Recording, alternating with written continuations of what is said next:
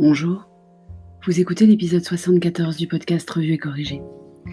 Cet épisode est tiré d'une tribune publiée sur le site de Excelsior et s'intitule « Management 3.0, les nouvelles normes du travail à distance ». Voilà déjà plusieurs années qu'on entend parler du télétravail comme la réponse à plusieurs mots. Meilleure allocation des ressources de bureau, meilleure attractivité des talents qui peuvent choisir un lieu de vie plus éloigné du siège de leur entreprise et profiter d'une flexibilité chère à certains, meilleure efficacité des collaborateurs qui s'organisent différemment. Quelques exemples d'entreprises full remote ont d'ailleurs fait la une des médias ou des conférences, comme Zapier, dont le CEO Wade Foster a fait la présentation lors de la dernière édition de Inbound Marketing France en janvier dernier. Pourtant, fin 2019, la DARES, organisme du ministère du Télétravail, évaluait à 7% seulement le pourcentage de salariés concernés par la pratique du télétravail occasionnel, peu ou pas formalisé, ou au contraire très encadré par un accord d'entreprise. Depuis le 17 mars, la France a découvert le télétravail à grande échelle. Le Covid-19 a été plus fort que l'ensemble des Chief Digital Officers et a réussi là où nombreux avaient échoué. Faire du travail remote la norme, avec déploiement d'outils et de pratiques dans l'urgence. Les fortes recommandations liées au début du déconfinement de maintenir un maximum de salariés en télétravail pour à la fois limiter la présence dans les transports, embouteillages et transports en commun, et contribuer à maintenir la distanciation sociale dans les locaux, signifie que cela va sans aucun doute devenir une norme à plus long terme, plus qu'un épiphénomène passager. Mais comment manage-t-on dans ce nouveau paradigme ? Pour un grand nombre de managers, manager à distance était une gageure à la mi-mars. Cet exercice était d'autant plus délicat que la mise en place d'outils s'est faite dans l'urgence, et qu'une anxiété liée à la situation sanitaire et au confinement plus ou moins bien vécu au niveau personnel prévalait. Il a fallu d'abord répondre aux urgences logistiques. Quels outils ? Quel niveau de sécurité des échanges d'informations ? Quel équipement pour les collaborateurs ? Matériel bien sûr, mais aussi l'environnement général de chacun. Chaises confortables, bureaux, isolement possible ou pas selon les conditions de confinement, donc équipement en casque par exemple. C'est le premier rôle du manager de s'assurer que chaque collaborateur a les outils nécessaires pour l'accomplissement de ses tâches.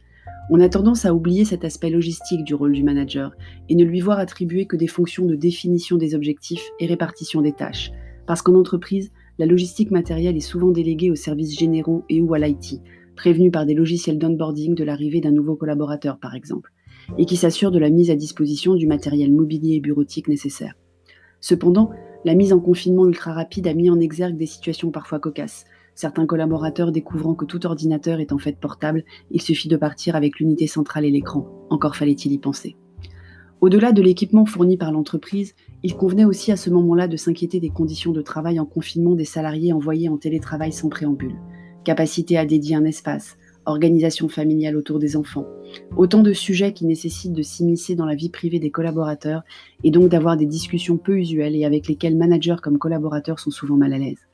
Parler de ces sujets avec bienveillance, sans s'aventurer trop dans la sphère privée, est délicat, certes, mais de nombreux collaborateurs ont mal vécu le fait que des managers n'aient pas posé la question.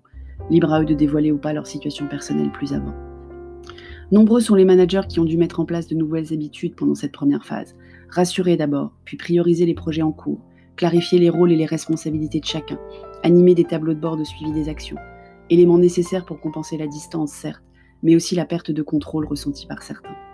Le risque de tomber dans ce travers de l'ultra-contrôle est immense, et on a vu fleurir sur les réseaux sociaux des complaintes de collaborateurs soumis à un grand nombre de réunions, appels, demandes de mails quotidiens sur les tâches accomplies dans la journée, vérifications en tout genre que les collaborateurs étaient bien à leurs tâches et pas sur Netflix.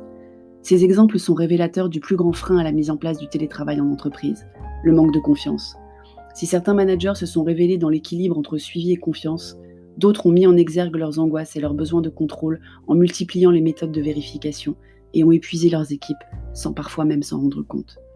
Alors existe-t-il un guide du management à distance ? Des règles à suivre ? Une boîte à outils ? Tout cela bien sûr fleurit sur le net, mais on peut les résumer avec quelques grands principes communs. Organiser la communication et le partage de l'information. Plus encore qu'au bureau, le management à distance impose une gestion stricte de l'information, tant reçue qu'envoyée. Formaliser les canaux de partage oraux, rituels d'équipe, entretiens individuels réguliers, et écrits sur les outils collaboratifs. Cela permet de conserver la transparence nécessaire et même de maintenir des lieux informels, comme les canaux machine à café ou pour se détendre sur les Slack ou autres Discord mis en place pour l'équipe. Il n'est cependant pas recommandé de multiplier les réunions ou de demander aux collaborateurs de rester joignables à tout moment. Des canaux d'urgence doivent être définis comme tels, SMS par exemple, les réunions avec toute l'équipe projet ou hiérarchique réduite au strict nécessaire, des listes stand-up de 15 minutes le matin, réunions d'information générale toutes les semaines par exemple. pour privilégier l'efficacité des réunions de traitement des dossiers où chaque personne est absolument nécessaire et peut contribuer. Tant que les écoles n'auront pas complètement rouvert, une attention particulière doit être portée au créneau de ces réunions récurrentes pour permettre une bonne organisation de la cohabitation pro-perso avec laquelle chaque collaborateur doit jongler. Si vous ne pratiquez que peu le feedback dans vos pratiques en présentiel, il est temps de le prioriser dans vos échanges, surtout en entretien individuel. Faites parler vos collaborateurs sur leurs ressentis, leurs propositions d'amélioration de la circulation de l'information, leurs retours sur les outils mis à leur disposition. Outre le rapport à l'intelligence collective au service du projet ou de l'équipe, ils vous sauront gré de les impliquer et auront d'autant plus à cœur d'appliquer des principes auxquels ils auront contribué. Mettre en place des méthodes de travail et des outils de partage clairs. La distance impose une rigueur à tous les niveaux, que certaines équipes ne s'imposaient pas forcément en présentiel. Un tableau de suivi des projets et actions sur Trello, un fichier Excel sur un Drive, des documents partagés sur Teams. Au-delà de contribuer au traitement de l'information évoquée plus haut, ces méthodes doivent être définies, expliquées et même formalisées pour que chacun puisse s'y référer simplement. Il est aussi du devoir du manager, projet ou hiérarchique, de produire une formalisation des responsabilités et des tâches de chacun, afin de limiter les frustrations et incompréhensions, qui peuvent passer inaperçues d'autant plus facilement qu'on manque de repères non-verbaux à distance. Ces tableaux et outils peuvent servir de base aux discussions d'équipe hebdomadaires pour ne traiter que les sujets en souffrance et éviter que chacun répète ce qu'il a déjà écrit, tout en maintenant les temps de réunion à une durée acceptable, 50 minutes max devant être l'objectif. S'assurer de la bonne gestion du temps pour vous et pour les collaborateurs. Si certains managers ont souvent peur que les collaborateurs ne fassent pas leurs heures à distance, la réalité est plus souvent l'inverse. Il n'y a plus de déconnexion. Cela est d'ailleurs également vrai pour les managers qui veulent répondre présents à leurs collaborateurs à tout moment. Il convient donc de s'attacher à mettre en place des routines saines.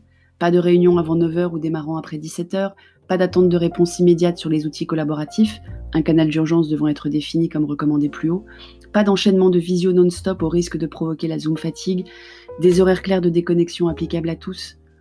Une fois le début du déconfinement démarré, des journées pourront être aménagées en présentiel. Autant réorganiser les réunions récurrentes et autres moments de partage, y compris conviviaux, sur ces 1 à 2 journées par semaine pour limiter d'autant plus les besoins de trouver des créneaux communs à tous sur le temps de télétravail.